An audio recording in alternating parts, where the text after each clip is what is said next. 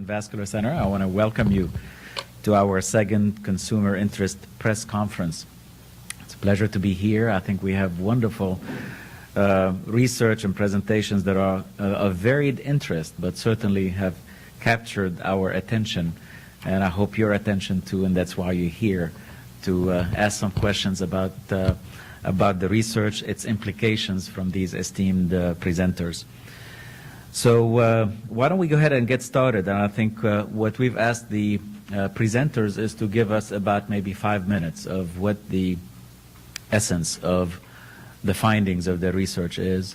So we'll go around and give the 5 presenters some time to do that, and hopefully have about almost half an hour or so to go over some questions from you, from the press and the interested people, and hopefully have a lively discussion and some take-home messages from the presenters. So our first presenter is Dr. Arshad Jahangir, Professor of Medicine at the Mayo Clinic Phoenix campus, who's presenting the findings of his study, Fragmented Sleep Due to Frequent Leg Movement is Associated with Left Ventricular Hypertrophy and Poor Cardiovascular Outcomes.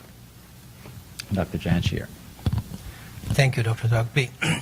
So just to briefly, we were interested in looking at the effect of restless leg syndrome, which is a common disorder affecting more than 12 million people in the United States. But its impact on cardiac structure, function, and outcome is not known.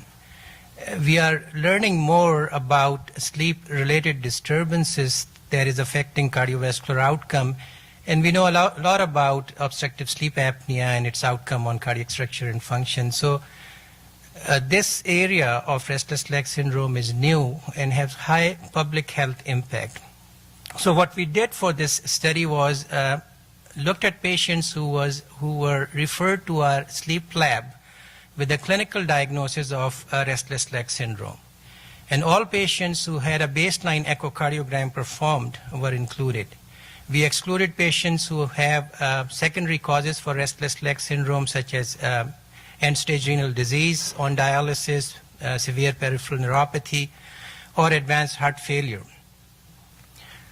And overall, we found 584 patients who met the inclusion and exclusion criteria. And within that group, about 45% of patients had what's called a severe periodic leg movement during sleep.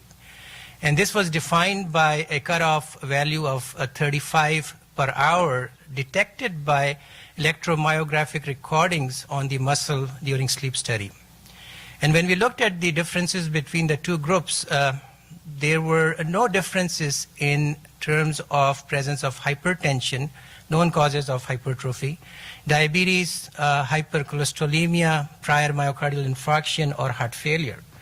The patients with more frequent leg movements were older and had more coronary artery disease or atrial fibrillation. And when we looked at their echocardiographic features, despite similarly preserved ejection fraction, so a marker of systolic function of the heart, which being around 60% in both groups, there were marked differences in all parameters that indicates ventricular hypertrophy or thickening of the heart muscle. So left ventricular mass, and when we correct the mass, it's called left ventricular mass index, and wall thickness, all were significantly higher in patients with frequent leg movement. So indicating that there is an association between leg movement in this population and hypertrophy.